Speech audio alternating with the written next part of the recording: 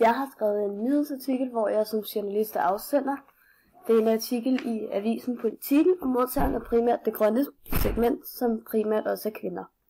Artiklen er bygget op på en traditionel måde med en rubrik, altså en overskrift, og så en underrubrik, og et billede.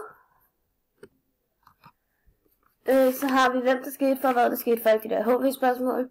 Dem får vi alle sammen svar på oppe i underrubrikken her, lige op over billedet. Artiklen er bygget op efter nyhedstrekanten.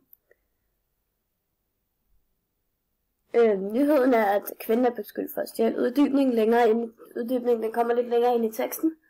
Og så er der et udsagn fra chefen, der siger, at de har en procedure, som de skal følge.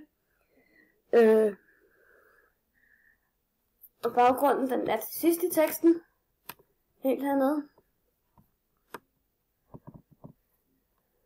Så har vi de 5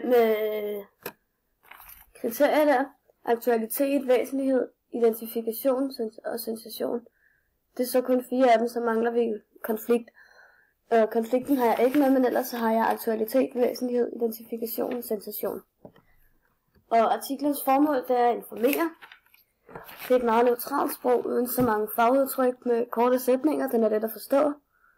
Jeg vil gerne informere om, at en kvinde er blevet beskyldt for at stjæle i Føtex i Helsingør Bycenter. Og det gode ved min opgave layoutet er noget, jeg har lært at lave bedre.